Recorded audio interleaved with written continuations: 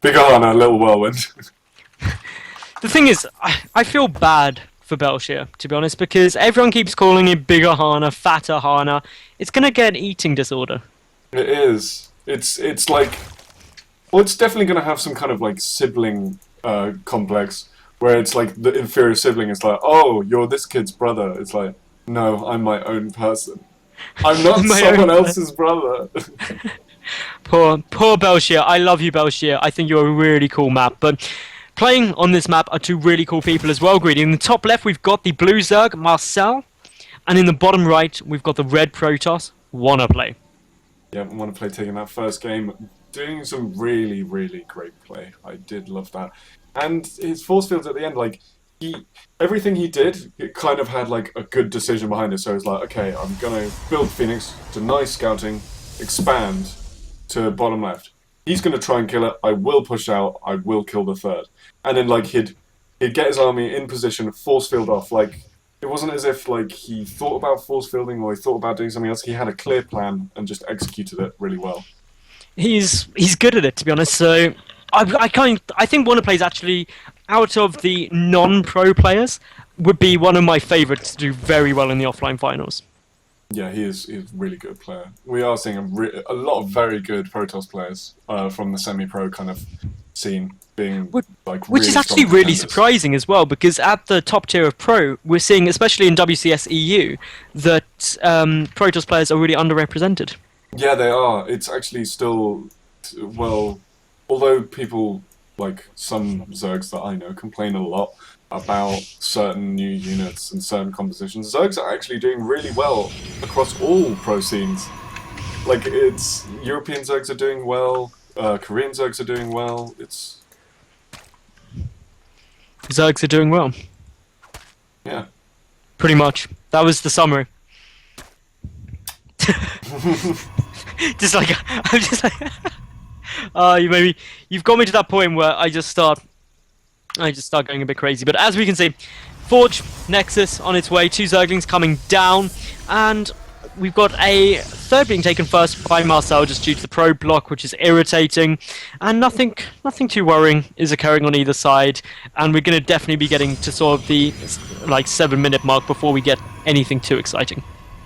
Yeah, and that's what you get. It's a big map again. It doesn't look quite as big. Well, it's not as big as Woven, but it does look pretty big. And that cheeky pylon hidden at the back there, Lings will find it and get cancel off. But yeah, from a Forge Fast expand on a map this size, you're not going to see too much early aggression.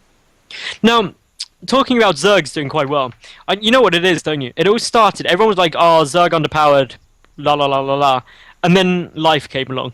And was just like, I'm just gonna take down Flash in front of like 140,000 It's hard people. to judge that because everyone at the start of Wings of Liberty went Zerg's underpowered, which it kind of was. But Fruit Dealer still won the first GSL, so people were like, okay, well this doesn't prove anything because Fruit Dealer won the first GSL. Okay, Zerg's still underpowered, and then it's like, oh, maybe if we just like send in a few units at a time, we can trigger the Widow Mines, and then we'll be fine.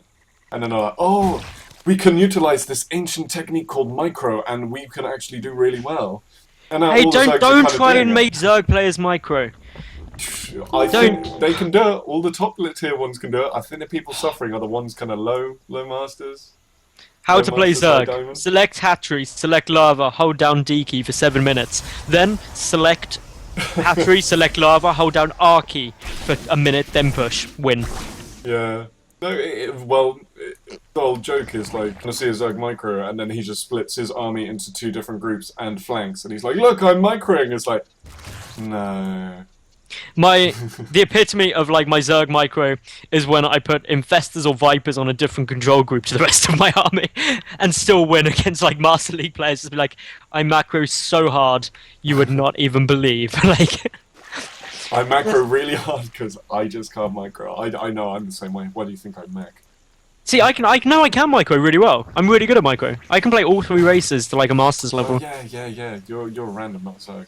Yeah, Well, I used to nothing main Zerg. Zerg is easiest race to play. I'm sorry, it is. That's a big shout there. That is a whoa. No, it is. It's the easiest to play on the fundamental level. Ah, okay. Essentially, it is just like making drones. Yeah, and obviously there is harder aspects to it, but just the scouting is what makes it more difficult because you've got to be a lot more aware of what your opponent's doing. You've got to respond correctly to everything you scout, which makes it kind of interesting because different races are stronger in certain brackets based on like people's knowledge. So in the lower league, Zerg's awful because no one knows what the hell's going on. I think the big thing with Zerg though is just that it's got a much steeper improvement curve, in my opinion, whereas Terran specifically have a very smooth progression as you get better. Yeah, because if you can micro and macro, you just have to do that better for Terrans, whereas Zerg kind of suddenly like it dips and bucks a lot based on what league you're in, based on. Because if you get your AP on and you get your creep spread and etc. good, you still need to have like the knowledge to know what timings you're going to face against. And if you're against people of a certain skill, they will always be able to hit those timings every single time. So there's no room for error. Now, as we can see here, we do have Phoenix out on the field, talking about this game for a little bit rather than StarCraft 2 in general. And the reason we haven't spoken too much is because the Phoenix are just going to kill a couple of Overlords. Their Spore Cooler's down already though, so everything looks... Zealot warping coming into the fight. Gonna get that Queen though, and quite a few drones as well. He's got nothing to defend this. All he has is a few slow lings. And yeah, slow lings are not going to do too well against these Zealots. A lot of drones going down there, Greedy.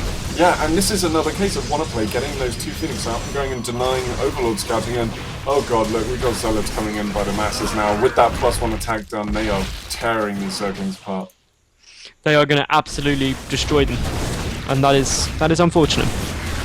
Yeah, more lings are coming out now as speed is finishing, but there's so many Zealots, and with that +1, it's so key. I mean, if he gets himself into a good corner, these Zerglings are never going to kill these Zealots. Nope, this is so many Zealots here, and with +1 as well, as you said, this is just huge. The Zerglings are going down, lots of drones already dead, 11 being killed. I think this third is going to fall. And yeah, I think it is, and oh, these Phoenixes picking up the Queens, and now we go yeah, Marcel GG's, and wow, what a quick series there.